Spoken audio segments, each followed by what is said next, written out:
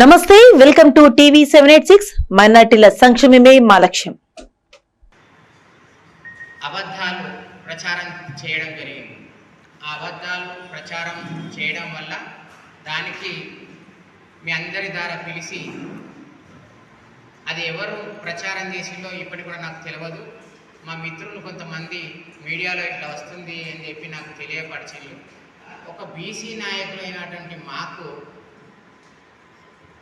Madam sir మా భక్తిని మొదటి నుంచి చూసి మాకు ఈ పదవి ఇవ్వడం జరిగింది. ఆ ఇచ్చిన పదవిని కూడా నేనేదో సోషల్ మీడియాలో వేరే విధంగా నాకు వట్టిగానే రాలేదు ఈ పదవి అని చెప్పి కూడా నేను సోషల్ మీడియాలో పెట్టినట్టుగా కూడా నిన్న ఆ రాసిన వార్తలో ఉంది.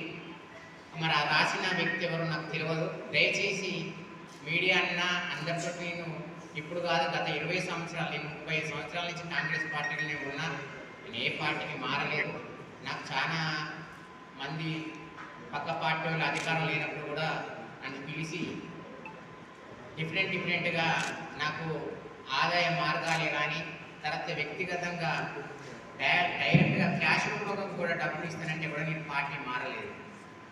ప్రస్తుతం మమ్మల్ని నమ్మి మాకు ఈ పదవి ఇచ్చిన మా ప్రియతమ నాయకుడు కొండపూడి ఇంద్రరావు గారిని బదనాం చేయడానికి గురించి, తర్వాత మమ్మల్ని కూడా బదనాం చేయడానికి ఇది వేరే పార్టీ వాళ్ళు చేసి ఉంటారని నేను అనుకుంటున్నా. ఏదైనా కానీ మీడియాలో వార్త రాసేటప్పుడు మా నెంబర్లు ఉన్నాయి అందరి దగ్గర, అందరి మీడియాలతో సత్సంబంధంగా నేను ఉంటా. మరి కృష్ణ నీ మీద వార్త వచ్చింది, నిజమా అబద్ధమా అని తెలియజేసి, లేకుంటే వ్యక్తిగతంగా కలిసినా నేను కలిసి వాళ్ళ వివరణ ఇచ్చేటోళ్ళు. అలాగే ఎవరో పాలక మండలి సభ్యులు అక్కడికి పోయి కలిసి చెప్తేనే అది రాసినట్టుగా రాసింది. మా గుడిలో పాలక మండలి సభ్యులు మొత్తము 5. అందులో ఒకతను రాజస్థాన్కి వెళ్ళేటు, వాళ్ళ వ్యక్తిగతంగా వాళ్ళ రాజస్థాన్ అయినా కానీ ఇక్కడ స్థిరపడ్డందుకు తనకు కూడా మేడం గారు డైరెక్టర్ పోస్ట్ ఇచ్చింది. తర్వాత ఇక్కడ ఉన్న స్టేజ్ మీద ఉన్న ఈ 4, ఇంకొక నిఖిలయ్య గారు కూడా పాలక మండలి సభ్యులు ఉన్న ఈ పాలక మండలి సభ్యులు కూడా ఎవరు కూడా పోయి తనని కలిసినట్టుగా లేదు. మరి అది కూడా అవాస్తవం. పాలక మండలి సభ్యులు మాకు ఇది చెప్పింది అని చెప్పి రాసిన మ్యాటర్ కూడా అబద్ధం. తర్వాత నేను వాట్సాప్ గ్రూపుల్లో మేడం గారి గురించి, సార్ గారి గురించి నేనేదో పెట్టినట్టుగా కూడా ఆయన వ్యక్తపరిచి నేను ఇచ్చిన మ్యాటర్లో అది కూడా పూర్తిగా అవాస్తవం. అదేదైనా ఉంటే బహిర్గతంగా చేయమండి, చట్టరీత్యా ఏ శిక్షనైనా నేను రెడీ. ఇంకోటి, నేను కనుక ఎక్కడైనా పొరపాటు చేసినట్టుగా నిరూపిస్తే ఇదే కూలిగా నేను ముక్కునాలు రాయడానికి సిద్ధం. మరి ఆ రాసిన వ్యక్తికి నిరూపించకుంటే రాయాలని నేను కోరుకుంటాను. ఎందుకంటే ఒక బీసీ నాయకులైన మమ్మల్ని ఇట్లాంటి మనోవేదనకు గురి చేసి నిన్న రాత్రంతా మేము నిద్రపోలేదు. అసలు ఏం జరుగుతుంది? మేము 4 నెలల నుంచి గుడి ఇల్లు గుడి తప్పిస్తే ఏ ప్రోగ్రాంలో కూడా నేను అటెండ్ అవుతలేదు. ఎందుకైతే లేనంటే ఇప్పుడున్న వాతావరణం ప్రాంతాలు చేసేటువంటి సోదర సోదరీమణులందరికీ కూడా పేరు పేరున హృదయపూర్వక నమస్కారాలు తెలియజేసుకుంటున్నాను. ఈరోజు చాలా ఒక మంచి సుదీర్ఘమైనటువంటి ఒక ప్రయాణంలో అనంతపురం జిల్లా అంటే భారతదేశంలోనే అత్యల్ప వర్షపాతం నమోదయ్యే 2వ జిల్లా ఉన్నటువంటి ఈ జిల్లాని అన్ని రంగాల్లో సస్యశాలం చేయాలి. ఈ ప్రాంత రైతన్నలకి ప్రతి ఒక్కరికి కూడా నీళ్ళు ఇవ్వాలనేటువంటి కార్యక్రమంతో ఈరోజు జలధార కార్యక్రమాన్ని తీసుకొచ్చి సాగునీటి సంఘాల యొక్క బలోపేతం చేస్తూ వారందరినీ కూడా ఈ కార్యక్రమంలో పాలు పంచుకునేలాగా ఒక కార్యక్రమం ఇచ్చి 100 రోజుల పాటు ఈ జలధార కార్యక్రమాన్ని మనం నిర్వహించుకొని మన ప్రాంతం కూడా సస్యశ్యామలం చేసుకోవడం కోసం నీటిని మనం భూగర్భ జలాలు పెంచుకునేలాగా చేసే కార్యక్రమానికి ఈరోజు అనంతపురం జిల్లాలో శ్రీకారం చుట్టి మన అనంతపురం జిల్లా మీద ఉన్నటువంటి ప్రేమ మమకారాన్ని మరొకసారి గౌరవ ముఖ్యమంత్రి గారు ఈరోజు మన పట్ల చూపిస్తున్నటువంటి ప్రేమకి నిజంగా వారికి శిరస్సు వంచి పాదాబంధనలు తెలియజేసుకుంటున్నాను.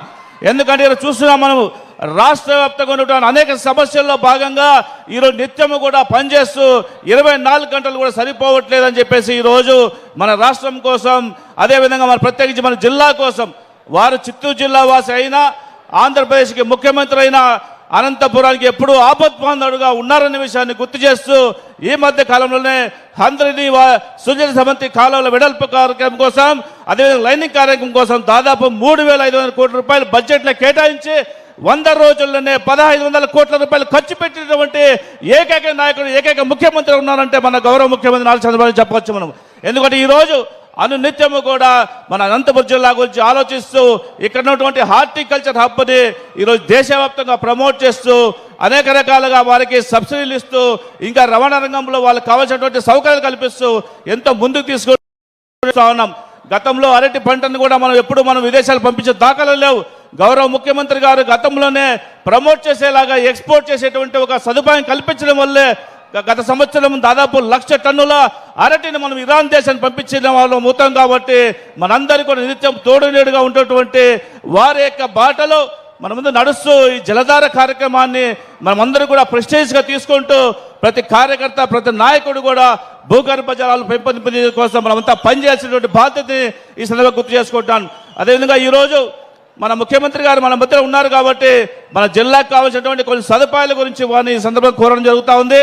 అందరినీ సుజల స్రవంతి కార్యక్రమం సంబంధించిన కాలువల్ని గుంతకల్లు మరియు తాడిపత్రి, సిగనమల ప్రాంతాలు కూడా విస్తరించి ఆ ప్రాంతాలు కూడా నీటి సదుపాయం కల్పించాల్సిందిగా ఈ వేదిక ద్వారా మిమ్మల్ని కోరుకుంటున్నాను సార్.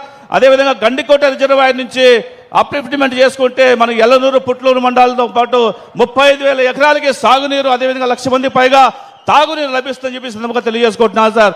అదేవిధంగా సార్ మా ప్రాంతంలో ఉన్నటువంటి అనేక సమస్యల్లో ఒక సమస్య ఇక్కడ కొట్టుమిట్టాను సార్.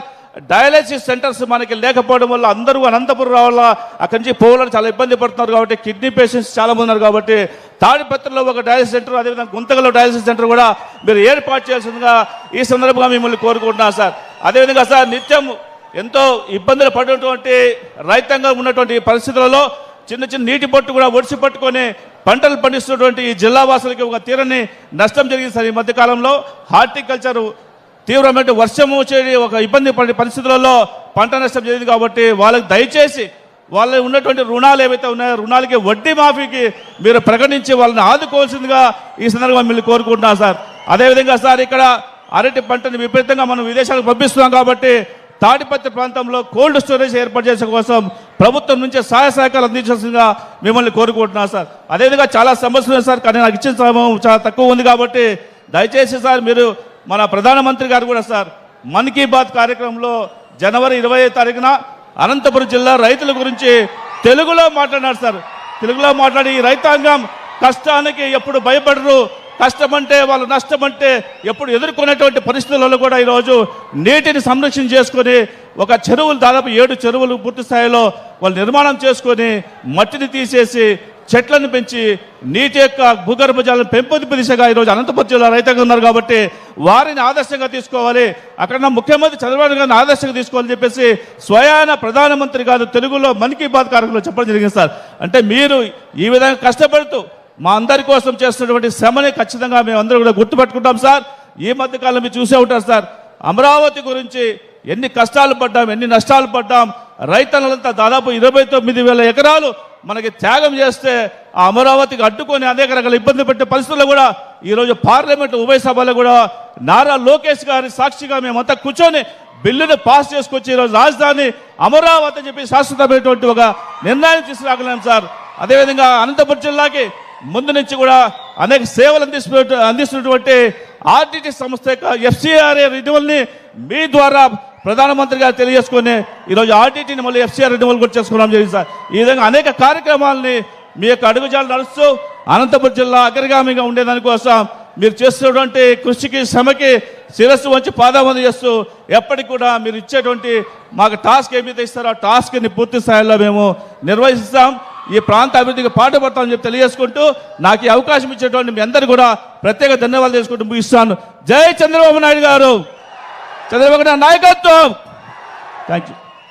గౌరవ పార్లమెంటు సభ్యులు శ్రీ అంబికా లక్ష్మీనారాయణ గారికి నమస్తే, వెల్కమ్ టు టీవీ 786. మైనార్టీల సంక్షేమమే మా లక్ష్యం. గౌరవనీయులైన మైనారిటీ సంక్షేమ శాఖ ప్రిన్సిపల్ సెక్రటరీ గారితో మర్యాదపూర్వక భేటీ. ఈరోజు అమరావతిలో మైనారిటీ సంక్షేమ శాఖ principal secretary Shri Chitturi Sridhar IAS గారిని మర్యాదపూర్వకంగా కలవడం జరిగింది. ఈ సందర్భంగా ఆయన నాకప్పగించిన ఆంధ్రప్రదేశ్ హజ్ కమిటీ చైర్మన్ బాధ్యతలను అత్యంత నిబద్ధతతో బాధ్యతాయుతంగా నిర్వహించాలని సూచించారు. హజ్ కమిటీ కార్యకలాపాలకు మరియు యాత్రికుల సౌకర్యార్థం ప్రభుత్వం తరపున పూర్తిస్థాయి సహాయ సహకారాలు అందిస్తామని ఆయన భరోసా ఇచ్చారు. ముఖ్యమైన సమాచారం: ఈ నెల గన్నవరం విమానాశ్రయం నుండి హజ్ యాత్రకు బయలుదేరబోతున్న యాత్రికులకు స్వయంగా వీడ్కోలు పలికి అభినందనలు తెలియజేయడానికి మన రాష్ట్ర ముఖ్యమంత్రి శ్రీ నారా చంద్రబాబు నాయుడు గారు విచ్చేస్తున్నట్లు ప్రిన్సిపల్ సెక్రటరీ గారు తెలియజేశారు. గౌరవ ఆంధ్రప్రదేశ్ ముఖ్యమంత్రి వర్యులు శ్రీ నారా చంద్రబాబు నాయుడు గారికి, నారా లోకేష్ గారికి, ఉప ముఖ్యమంత్రి శ్రీ పవన్ కళ్యాణ్ గారికి రాష్ట్ర హజ్ కమిటీ చైర్మన్ హాజీ షేక్ హసన్ బాషా కృతజ్ఞతలు తెలియజేశారు. ముఖ్యమంత్రి గారి పర్యవేక్షణలో హజ్ యాత్రికులకు ఎలాంటి ఇబ్బందులు కలగకుండా అన్ని ఏర్పాట్లను పశ్చిమ నియోజకవర్గ శాసనసభ్యులు శ్రీ నాయిని రాజేందర్ రెడ్డి గారు మంగళవారం ఆకస్మిక తనిఖీ నిర్వహించారు. ఆసుపత్రిలో రోగులకు అందిస్తున్న వైద్య సేవలపై స్వయంగా సమీక్ష చేపట్టి పలు విభాగాలను పరిశీలించారు. ఈ సందర్భంగా ఎమ్మెల్యే ముందుగా జనరల్ ఓపీ విభాగాన్ని సందర్శించి అక్కడ చికిత్స కోసం వచ్చిన రోగులతో నేరుగా మాట్లాడారు. వారికి అందుతున్న వైద్య సేవలు, ఎదురవుతున్న సమస్యలు, సౌకర్యాలపై వివరాలు తెలుసుకున్నారు. రోగుల సమస్యలను ఓర్పుతో విన్న ఎమ్మెల్యే సేవలలో ఎలాంటి లోపాలు ఉండకూడదని అధికారులను ఆదేశించారు. మరి ఇక్కడ ఉన్నటువంటి కొన్ని పరిస్థితులను సూపరింటెండెంట్ గారికి, ఆర్ఎం గారిని రెగ్యులర్గా రౌండ్స్లో విజిట్ చేస్తూ ఉండాలి. ఒకటి డాక్టర్లు టైం టు టైం ఉండాలి అని చెప్పి చెప్పడం జరిగింది. ఎందుకంటే ఏదో ఒకసారి ఉదయాన్నే వచ్చి రౌండ్లు కొట్టిపోగానే అయిపోయిందన్న చేతి మా డ్యూటీ అయిపోయింది అనుకునే కాకుండా కంపల్సరీ 4 రౌండ్లు డైలీ తీసుకొని అటెండెన్స్ టైం టు టైం వస్తున్నారా చూసుకోవటం.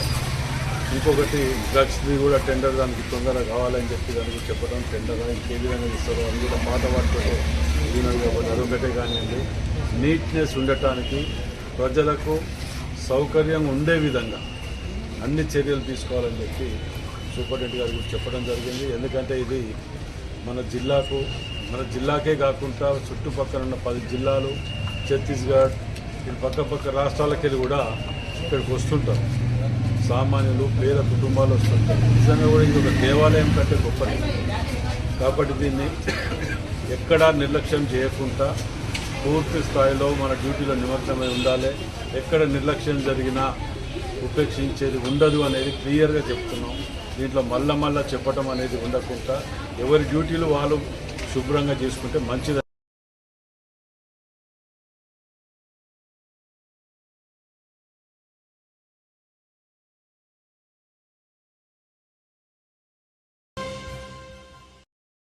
యేసుక్రీస్తు బోధనలు ప్రతి ఒక్కరూ ఆచరించి ముందుకు సాగాలని పాస్టర్ మంగాచార్య పేర్కొన్నారు.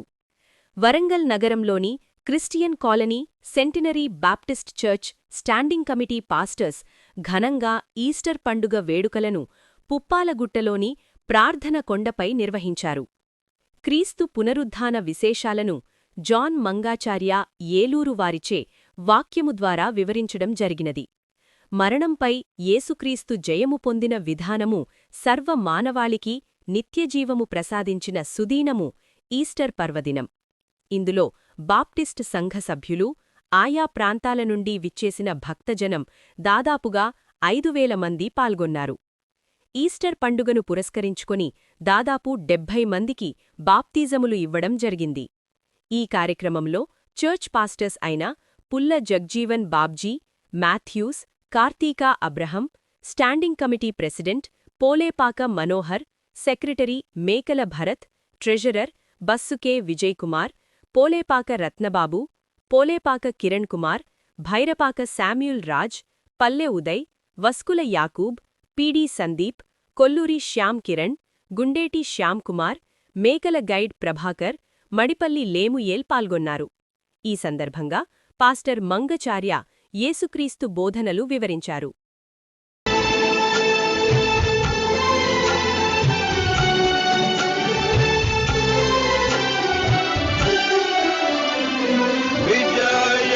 గీతం పాడారే క్రీస్తుకు జయ విజయ గీతముల్ పాడరే విజయ గీతముల్ పాడరే విశ్వ జయ విజయ గీతముల్ పాడరే మానకు రక్షణ శృంగమై మరి నిల్చెను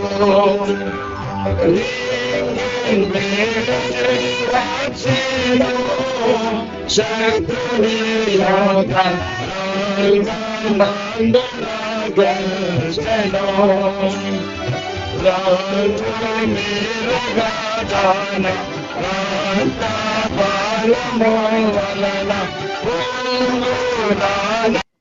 యాలయనగా దేవత్వము యొక్క సర్వ పరిపూర్ణత శరీరముగా క్రీస్తునంద దేవుడని పిలవబడటానికి పిలిపించుకోవటానికి ఆరాధింపబడటానికి తగిన అర్హతలు కలిగినటువంటి దేవుడు.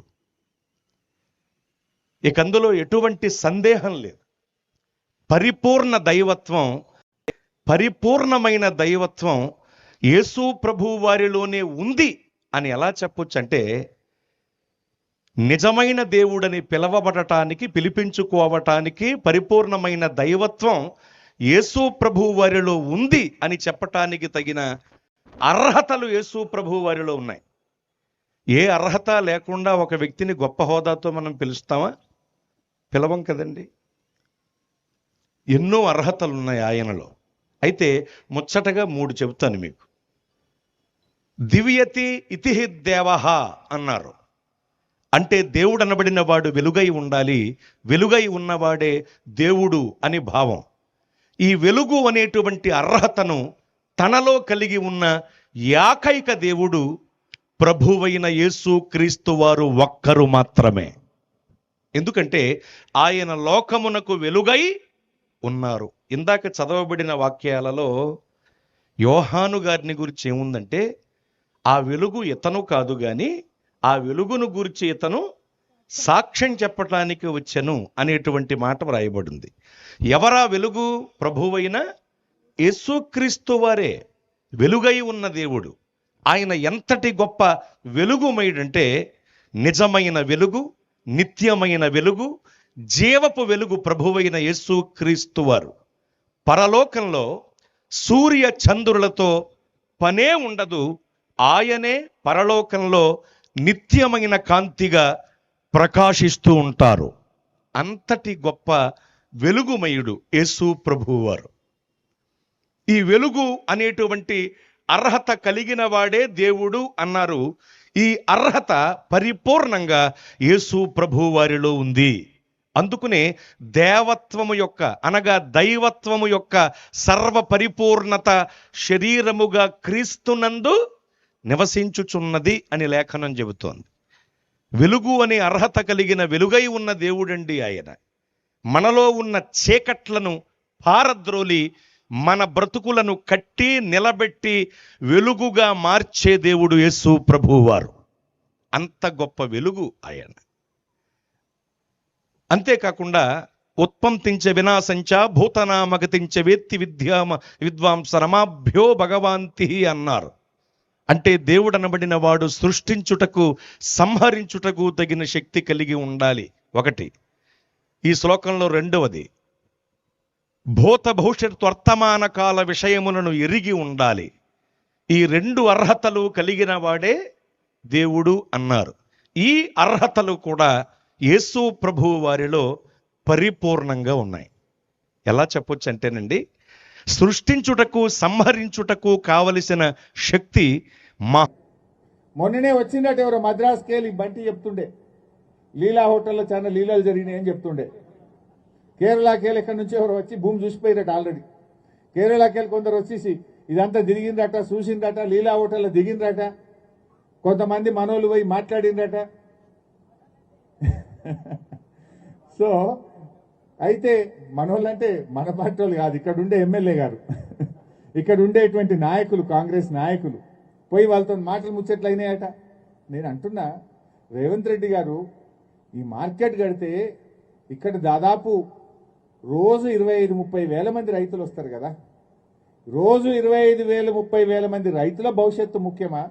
నువ్వు ఈ భూమిని 4 కంపెనీలకో 4 దళారులకో అడ్డదారిన కట్టబెట్టడం ముఖ్యమా? ఏది ముఖ్యము? ఒక ముఖ్యమంత్రి దళారుల కోసమో వ్యాపారుల కోసం పనిచేస్తాడా? లక్షలాది మంది రైతుల భవిష్యత్తు కోసం ఆలోచన చేయాలన్నా ముఖ్యమంత్రి? ఇప్పుడు నువ్వేం చేసినావు? ఈ భూమి టీజీఐసీకి ఇస్తా, ఆన్నెన్నో గుట్టల పొన్న దిల్ భూములు ఉన్నాయి, ఆడ మీకు ఇస్తా అని అంటుండట. ఆ దిల్ భూముల సంగతి తెలియదా మనకు? ఆ దిల్ భూముల మీద ఆంధ్రప్రదేశ్ ప్రభుత్వం ఈ దిల్లో మాకు కూడా వాటా ఉంది, ఈ దిల్ భూములు షెడ్యూల్ 9 కింద ఉంటాయి. దిల్ అంటే దక్కన్ ఇన్ఫ్రాస్ట్రక్చర్ లిమిటెడ్. ఇది ఏపీ హౌసింగ్ బోర్డులో ఒక సంస్థ. దిల్ ఏపీ హౌసింగ్ బోర్డులో భాగంగా ఈ దక్కన్ ఇన్ఫ్రాస్ట్రక్చర్ లిమిటెడ్ అనేటువంటిది కూడా ఒక ప్రభుత్వ కార్పొరేషన్. ఆ భూములు రాష్ట్రం విడిపోయినప్పుడు ఆంధ్రప్రదేశ్ ఏమంటుంది? ఈ ఏపీ హౌసింగ్ బోర్డు భూముల్లో, ఈ దిల్ భూముల్లో మాకు కూడా వాటా ఉంటది, జనాభా ప్రాతిపదికన ఈ భూముల్లో మా లెక్క మాకు రావాలి అని చెప్పి కేంద్ర ప్రభుత్వం దగ్గర ఫిర్యాదు చేసిండ్రు. మన తెలంగాణ హైకోర్టులో కూడా కేసేసి ఒక ఆర్డర్ తెచ్చిండ్రు. ఇలా థర్డ్ పార్టీ ఇంట్రెస్ట్ ను క్రియేట్ చేయొద్దు, థర్డ్ పార్టీకి భూములు కేటాయించొద్దు అని హైకోర్టు ఆల్రెడీ ఆర్డర్ ఇచ్చింది. ఆ భూములు ముట్టద్దు అని చెప్పినాక ఇప్పుడు ఏం చేస్తుండ్రు? ఈ భూమి మొత్తం మేము ఎవరికో దళారులకు అప్పచెప్తాం, మీరు పోయి ఆ దిల్ భూములలో మార్కెట్ కట్టుకోండి అంటుండ్రు.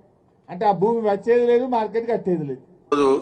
ఆంధ్రప్రదేశ్ రాష్ట్ర వ్యాప్తంగానే కాదు, ప్రపంచ వ్యాప్తంగా ఉన్నటువంటి తెలుగు వాళ్ళందరిలో కూడా డిస్కస్ జరుగుతూ ఉంది. ఎస్, నిజంగా జగన్మోహన్ రెడ్డి గారు పెట్టినటువంటి ప్రపోజల్ మంచిదే కదా. ఎందుకంటే మచిలీపట్నం ఆల్రెడీ కార్పొరేషన్ గా ఉంది, మచిలీపట్నానికి సముద్రం ఉంది, జగన్మోహన్ రెడ్డి గారు తీసుకొచ్చినటువంటి పోర్ట్ ఉంది, అలానే జగన్మోహన్ రెడ్డి గారు తీసుకొచ్చినటువంటి ప్రభుత్వ మెడికల్ కాలేజీ ఉంది, అదేవిధంగా విజయవాడ కార్పొరేషన్ గా ఉంది, విజయవాడలో ఒక 20 లక్షల జనాభా ఉంది, అదేవిధంగా విజయవాడలో ఆసియాలోకెల్లా అతి పెద్ద బస్ స్టేషన్ ఉంది, విజయవాడ రైల్వే జంక్షన్ ఉంది, ఎన్టీపీసీ థర్మల్ పవర్ ప్లాంట్ ఉంది, అలానే మంగళగిరి తాడేపల్లిని కూడా జగన్మోహన్ రెడ్డి గారు కార్పొరేషన్ గా చేసున్నారు. అదేవిధంగా మంగళగిరిలో ఎయిమ్స్ ఉంది, గుంటూరు వచ్చేటప్పటికి ఆసియాలో అతిపెద్ద మార్కెట్ యార్డ్ ఉంది, గుంటూరు కార్పొరేషన్ గా ఉంది, గుంటూరు ప్రభుత్వ మెడికల్ కాలేజ్ ఉంది, అదేవిధంగా గుంటూరు రైల్వే జంక్షన్ ఉంది, నేషనల్ హైవే కనెక్టివిటీ ఉంది, అవతల గన్నవరంలో ఎయిర్పోర్ట్ ఉంది. మరి ఇవన్నీ ఉన్నటువంటి ప్రాంతాన్ని రాజధానిగా చేసుకుంటే తప్పేంటి? ఈ రాజధానిలో దాన్ని అన్నింటినీ రాజధాని కారిడార్ గా మనం పెట్టుకొని ఈ మావిగన్ అనేటటువంటి ప్రతిపాదనతో వెళ్తే ఒక 20,000 కోట్ల రూపాయల ఖర్చు, అది కూడా ఒకేసారి పెట్టవసరం లేదు. ఏదైతే లక్షల కోట్ల రూపాయల అప్పులు చేసేటటువంటి పని ఉండదు కదా అని చెప్పి ఈరోజు మేధావులు, ఈరోజు చదువుకున్న వాళ్ళు అందరిలో కూడా జర్నలిస్టులు వీళ్ళందరిలో కూడా డిస్కషన్ నడుస్తుంది. కాబట్టి ఆ మావిగన్ అనేటటువంటి ప్రతిపాదనని జనాల్లోకి వెళ్ళనీయకూడదు. ఆ మావిగన్ అనేటటువంటి ప్రతిపాదన జనాల్లోకి వెళ్తే చంద్రబాబు నాయుడు గారి అవినీతి కోట కుప్పకూలిపోతుంది. చంద్రబాబు నాయుడు గారికి ఇప్పటికే విజయవాడ అంటే ఉమ్మడి కృష్ణా జిల్లా కావచ్చు, లేదా ఉమ్మడి గుంటూరు జిల్లాలో కావచ్చు, అదేంటి మన ప్రాంతాన్ని రాజధానిలోకి ఎందుకు కలపట్లేదు, ఈ కొత్త నగరాన్ని కడతానంటేంది, ఎవడన్నా బుద్ధి జ్ఞానం ఉన్నాడు ఉన్న నగరాలను వదులుకొని కొత్త నగరం కడతాడా? ఈ లక్షల కోట్ల రూపాయల అప్పులు ఏంది, ఈ దోపిడీ ఏంది? కిలోమీటర్ రోడ్డు వేయడానికి ఒక చోట ఏమో 60 కోట్లు, ఇంకో చోట 80 కోట్లు, ఇంకో చోట 100 కోట్లు, ఇంకా దారుణం 180 కోట్లు కూడా కిలోమీటర్ రోడ్డు ఏంటి? ఇలా దోపిడీ ఏంటి అనేది డిస్కషన్ నడుస్తుంది. కాబట్టి ఈ మావిగన్ అనేటటువంటి ప్రతిపాదన వెళ్ళకూడదు అనేటటువంటి ఆలోచనతో తనకున్నటువంటి గాలి మీడియాని, కొంతమంది గాలి యూట్యూబ్ ఛానల్స్ ని, వాళ్ళ మంది మాగ్బలాన్ని అడ్డం పెట్టుకొని కోట్లాది రూపాయలు ఖర్చు చేసి జగన్మోహన్ రెడ్డి గారి మీద ట్రోల్స్ స్టార్ట్ చేశారు. ఆ ట్రోల్స్ 2 రోజులకి అమరావతి బురదలో కొట్టుకొని పోయినాయి. ఎందుకంటే జనాల్లో డిస్కషన్ స్టార్ట్ అయింది కదా. వాళ్ళు చేసిన నెగిటివ్ ప్రాపగాండ వల్ల నిజంగా ఈరోజు ప్రజల్లో చర్చ జరుగుతుంది. మావిగన్ అనేది వాళ్ళే పెద్ద పెద్ద హెడ్డింగ్లు పెట్టి ఈ పేరు ఏంది, ఇది ఎటకారం అని ఒకడో, ఇంకోటి ఏంది ఈ పేరు వికారం అని ఇంకొకడో, ఈ విధంగా ఏదైతే వార్తలు రాసి వాళ్ళే ప్రజల్లోకి దాన్ని బలంగా తీసుకొని వెళ్లారు. సో దీన్ని తిప్పికొట్టడానికి అంటే వాళ్ళు ఆల్రెడీ ఇక్కడ మైనస్ అయ్యారు కాబట్టి కొంతమంది పనికిమాలిన మంత్రుల్ని, కొంతమంది కరివేపాకు బ్యాచ్ ని, కొంతమంది ఏదైతే ఆ ఐటీడీపీకి సంబంధించినటువంటి బ్యాచ్ ని, వీళ్ళందరినీ రంగంలోకి దించి జగన్మోహన్ రెడ్డి గారిని, జగన్మోహన్ రెడ్డి గారి కుటుంబ సభ్యుల్ని, ముఖ్యంగా మహిళల్ని ఏదైతే కించపరిచే విధంగా వాళ్ళు వాళ్ళ మీడియా రాస్తున్నటువంటి వార్తలు. ఈ సమాజానికి హానికరంగా తయారైనటువంటి ఓ 2 దినపత్రికలు. ఒకటి మీకు తెలుసు, చచ్చిపోయిన రామోజీరావు కొడుకు ఇప్పుడు కిరణ్ నడుపుతున్నటువంటి ఈనాడు అలియాస్ రోతనాడు పత్రిక అది. ఇంకొకటి బూతు జ్యోతి, అతని పేరే బూతు కిట్టు. సో అతను నడుపుతున్నటువంటి ఆ బూతు జ్యోతి. ఇంకో ఛానల్ కూడా నడుపుతా ఉంటాడు అతను, ఏబిఎన్ అనేటటువంటిది. దాని పేరు ఏబిఎన్ అంటే ఆల్ బూతులు నెట్వర్క్. మొత్తం ఈ ప్రపంచంలో బూతులన్నీ కలిపి ఆ ఛానల్లో ప్రసారం చేస్తారు, అందుకని అది ఆల్ బూత్ నెట్వర్క్ అయింది ఏబిఎన్ అంటే. దాంట్లో మన రాధాకృష్ణ రాసినటువంటి చెత్త పలుకు. నిజంగా మనిషి పుట్టక పుట్టినాడు ఎవడైనా, మార్క్ మై వార్డ్స్ రాధాకృష్ణ, కడుపుకు అన్నం తినేవాడు ఎవడైనా, మనిషి పుట్టకలో పుట్టినాడు ఎవడైనా, భార్యల గురించి మహిళల గురించి ఇలాంటి నీచమైన రాతలు ఈ ప్రపంచంలో ఎవడైనా మీడియా హౌస్ పెట్టి రాశాడా? అంటే నువ్వు మీడియా హౌస్ నడుపుతున్నావు నువ్వు అనుకోవట్లా. 3 చుక్కలు, ఆ పేరేందో మీరే చూసుకోండి, డాష్ డాష్ డాష్ హౌస్ నువ్వు నడుపుతుంటేనే ఈ వార్తలు రాస్తావు. అదేంటో రాధాకృష్ణకు తెలుసు. సో మళ్ళీ ప్రత్యేకంగా ఆ మాట మా నోటి నుంచి వచ్చి అనవసరంగా మా నోర్లు ఖరాబ్ అవుతుంది దానికి.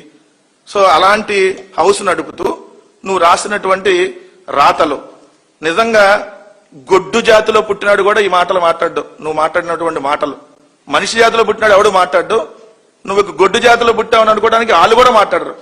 అలాంటిది నువ్వు రాసి ఏదైతే భార్యల గురించి, ఏదైతే ఆయన మాట్లాడినటువంటి మాటలు వైఎస్ఆర్ కాంగ్రెస్ పార్టీ గురించి, మహిళల గురించి ఒకసారి వినిపిస్తానన్నా, మీరు కూడా ఖచ్చితంగా వినాలి. ఇది సమాజానికి కూడా తెలియాలి ఎలా దిగజారిపోయి వీళ్ళు చేస్తున్నారు అనే దానికి సంబంధించి ఒకసారి ప్లే చేస్తా. చేస్తున్నారు. రేపు జగన్మోహన్ రెడ్డి మీ భార్యలు కారు అని చెప్తే గుడ్డిగా నమ్మేసి కట్టుకున్న దాన్ని చెల్లిగా భావించి పెళ్లి సంబంధాలు చూడడానికి కూడా వెరవని వెన్నెముక లేని బ్యాచ్ వైసీపీలో తయారైంది. మెడకాయ మీద తలకాయ, ఆ తలకాయలో ఇంత గుచ్చున్న ఎవరైనా మావిగనని జగన్మోహన్ రెడ్డి వెంట వెలువడిన వికారాన్ని ఏవగించుకుంటారు. విన్నారు కదన్నా? అంటే జగన్మోహన్ రెడ్డి గారు చెప్తే భార్యలని చెల్లెలు అనేసి సంబంధాలు చూస్తారంట. ఎవడరా అసలు నువ్వు మాట్లాడటానికి? నువ్వేంది, నీ బతికేంది? నువ్వు బతికొండగానే, అంటే మీ భార్య బతికొండగానే, మీ భార్య కనకదుర్గమ్మ బతికొండగానే ఇంకో మహిళతో, ఆ మహిళా డాక్టర్తో, పేర్లు మేము చెప్పదలుచుకోలేదు, మాకు సమాజంలో ఏదైతే వైఎస్ఆర్ కాంగ్రెస్ పార్టీ అంటే గౌరవం ఉంది, మా మహిళలను గౌరవిస్తాం కాబట్టి ఆ మహిళ పేరు మేము ఈరోజు బయటకు తీసుకురావట్లా. మహిళా డాక్టర్తో నువ్వు పెట్టుకున్నటువంటి అక్రమ సంబంధం, మీ భార్య కనకదుర్గమ్మ బతికొండగానే నువ్వంటా భార్యల గురించి మాట్లాడేది? నీ బతుకు ఎవడకు తెలియదు? నువ్వు ఎక్కడి నుంచి వచ్చావు? ఈరోజు సైకిల్ మీద పేపర్లు అమ్ముకునేటటువంటి బతుకు నుంచి ఈ రోజు ఫిలిం నగర్ లో 100 కోట్ల రూపాయలు పెట్టి ఏ బ్రోకర్ పనులు చేస్తే నువ్వు ఈ రోజు ఆ ఆఫీస్ పెట్టావు, కొత్త బిల్డింగ్ కడతా ఉన్నావు. నీ భార్య బతుకుండగానే మహిళా డాక్టర్తో అక్రమ సంబంధం పెట్టుకొని పెళ్లి కాని పెళ్లి, నువ్వు మరి పెళ్లి చేసుకున్నావో పెళ్లి కాని పెళ్లితో ఉంటున్నావో దానికి సంబంధించి మీ ఇంట్లో గొడవలు జరిగినటువంటి అంశం, నీ దగ్గర పనిచేసేటటువంటి ఒక మహిళా పిఏతో నువ్వు జరిపినటువంటి అక్రమ సంబంధం, దాని మీద DNA టెస్ట్ చేయించాలని చెప్పి అప్పుడు రాజకీయంగా కొంతమంది మాట్లాడి అవన్నీ మేము కూడా రోజు ప్రసారం చేస్తే ఈ తలకాయ తీసుకెళ్లి ఆడబెట్టుకుంటావు. నీ బతుకు ఎవడగా తెలియదు. నువ్వు ఈరోజు మహిళల గురించి, వైఎస్ఆర్ కాంగ్రెస్ పార్టీ నాయకుల గురించి మాట్లాడుతా ఉన్నావా? మీ కూతుర్ని అడుగుదామా, ఏమ్మా ఈ మాట్లాడినటువంటి భాష కరెక్టేనా అని చెప్పి నువ్వు వెళ్ళి ఒకసారి అడుగు. ఈ వీడియో చూపించి భార్యల్లో చెల్లెలగా, చెల్లెలకు సంబంధాలు చూసేలాగా నువ్వు మాట్లాడినటువంటి భాష, నువ్వు ప్రసారం చేసినటువంటిది నీ కూతురుని అడుగుదామా కరెక్టో కాదో? లేదా నువ్వు పెళ్లి చేసుకున్నావో లేదంటే పెళ్లి కాని పెళ్లితో సహజీవనం చేస్తున్నావో శంషాబాద్ ఫామ్ హౌస్ దగ్గర ఆమెనన్నా అడుగుదామా? మరి దీనికి నువ్వు సిద్ధమా? అడుగుదామంటే మేము వస్తాం. మా తరపున, మా పార్టీ తరపున ఒకళ్ళు వాళ్ళిద్దరిని కూర్చోబెట్టి మీ కూతుర్ని, మీ భార్యని కూర్చోబెట్టి ఈ వీడియో చూపించి ఇది కరెక్టేనా అని చెప్పి అడిగితే వాళ్ళన్నా నేను చెప్పు తీసుకొని అంటారేమో. ఒకసారి మరి దానికి సిద్ధమా అని అడుగుతా ఉన్నా. అయినా మీకు ఎన్ని అలవాటే, నీకు చంద్రబాబు నాయుడికి మీ బతుకంతా ఇంతే. ఇప్పుడున్న తెలుగుదేశం పార్టీ ఎట్లొచ్చింది? తెలుగుదేశం పార్టీ గాని, ఆ పార్టీ గుర్తు గాని, ఆ పార్టీ అకౌంట్స్ గాని జయప్రదంగా ఎవరిని అడ్డం పెట్టుకొని తీసుకున్నారో మళ్ళీ ఈ రోజు రాష్ట్ర ప్రజలందరికీ మళ్ళీ పిక్చర్లు వేసి చూపించమంటారా? జయప్రదంగా ఎలా సాధించారో, ఎట్లా వచ్చింది మీకు తెలుగుదేశం పార్టీ? వ్యవస్థల్లో ఉన్న వ్యక్తులకి ఎవరిని పంపించి తీసుకొని వచ్చారు ఈ తెలుగుదేశం పార్టీని, ఈ మీ అకౌంట్లని? దీని మీద చర్చ పెడదాం, సిద్ధమా రాధాకృష్ణ? నీ ఛానల్లోనే పెడదామా లేదంటే ఇంకెక్కడైనా పెడదామా? 2 డబ్బుల కోసం ఏ బజారు పైన చేసేటటువంటి ఈ బజారు రాధాకృష్ణకి సూటిగా అడుగుతా ఉన్నా, ఎవరికి తలకాయలో గుజ్జు లేదు? ఎవరికైనా తలకాయలో గుజ్జున్నాడు ఎవడన్నా విజయవాడ నగరాన్ని, మచిలీపట్నం పోర్టు నగరాన్ని, గుంటూరు నగరాన్ని వదిలేసి ఒక 29 గ్రామాల్లో 3 పంటలు పండేటటువంటి భూముల్లో లక్షల కోట్ల రూపాయల అప్పులు తెచ్చి తలకాయలో గుజ్జున్నాడు ఎవడైనా నగరాన్ని నిర్మిస్తానంటాడా? దానికి మళ్ళీ నీలాంటి బ్రోకర్లు అందరూ సపోర్ట్ చేస్తారా? మరి ఇప్పుడు చెప్పండి, తలకాయలో గుజ్జు ఎవడుకుంది, లేదండి ఇంకేముంది? ఒకటైతే మీకు స్పష్టంగా చెప్తా ఉన్నా, మావిగన్ అనేటటువంటి ప్రతిపాదన రాగానే మీ అవినీతి సామ్రాజ్యం కుప్పకూలిపోతుంది కాబట్టి, మీరు ఇంకెక్కడ దోచుకోవడానికి అవకాశం ఉండదు కాబట్టి ప్రజల్లో దీని మీద చర్చ జరగకుండా ఉండాలని వైఎస్ఆర్ కాంగ్రెస్ పార్టీని పర్సనల్ గా టార్గెట్ చేస్తూ మహిళల మీద మీరు రాసినటువంటి రాతలు, నిజంగా మీడియా హౌస్ నడిపేవాడైతే ఎవడు కూడా ఇట్లాంటి రాతలు రాయడు. మీరు ఆ డాష్ కొంపలు నడుపుతున్నారు కాబట్టే ఇలా రాస్తా ఉన్నారు. నడి రోడ్డు మీద నగ్నంగా చంద్రబాబు నాయుడు గారి కోసం ఏ లత్కోరు పైన చేసేటటువంటి ఈ లత్కోరు రాధాకృష్ణ మహిళలకి క్షమాపణ చెప్పాలి దీని మీద. లేదంటే ఖచ్చితంగా వైఎస్ఆర్ కాంగ్రెస్ పార్టీ ఈ రాతల మీద అన్నిటికీ మహిళా కమిషన్ నుంచి అన్నిటి దాకా వెళ్తది. రెండోది, ఎట్టి పరిస్థితుల్లో కూడా వదిలేటటువంటి ప్రసక్తి లేదని మాత్రం క్లియర్ గా చెప్పదలుచుకుంటా ఉన్నా. ఈ రోజు రాష్ట్ర వ్యాప్తంగా అతి పెద్ద చర్చ మావిగన్ మీద. ఎందుకంటే జగన్మోహన్ రెడ్డి గారు ప్రతిపాదించినటువంటి ఒక అద్భుతమైనటువంటి ఈ రాజధాని కారిడార్, దీంట్లో ఉన్నటువంటి అవకాశాలు, ఇది రాష్ట్రానికి ఏ విధంగా గ్రోత్ ఇంజన్ అయిద్దో ప్రజలందరూ చర్చించుకుంటున్నారు. చర్చించుకుంటూ అంతకుముందు 2019లో ఎన్నికల నినాదంగా రావాలి జగన్, కావాలి జగన్ అని చెప్పి ఎన్నికల నినాదంగా అప్పుడు ఎలా వెళ్ళిందో ఈ రోజు 2029కి రావాలి జగన్, కావాలి మావిగన్ అంటూ ఈ రోజు ప్రజలు అలానే రావాలి జగన్మోహన్ రెడ్డి గారు మళ్లీ ముఖ్యమంత్రిగా, ఆంధ్రప్రదేశ్ రాష్ట్రానికి అప్పులు లేకుండా, లక్షలాది కోట్ల రూపాయల అప్పులతో అవినీతి ఆ సామ్రాజ్యం లేకుండా ఏదైతే అద్భుతమైనటువంటి మచిలీపట్నం, విజయవాడ, గుంటూరు కారిడారు రేపొద్దున భవిష్యత్ ఆంధ్రప్రదేశ్ ఉండాలని చెప్పి ప్రజలందరూ ఈరోజు అనుకుంటున్నారు. కాబట్టి చంద్రబాబు నాయుడు గారు ఇప్పుడు ఈ సంస్థలన్నింటినీ దించాడు. ఏదైతే వాళ్ళకి సంబంధించినటువంటి ఉగ్రవాద సంస్థలు, ఇవి పత్రికలు కాదు, వీళ్ళు రాసేటటువంటి రాతలు సమాజానికి ఏ రోజు ఉపయోగపడేటటువంటి రాతలు వీళ్ళు రాయలా.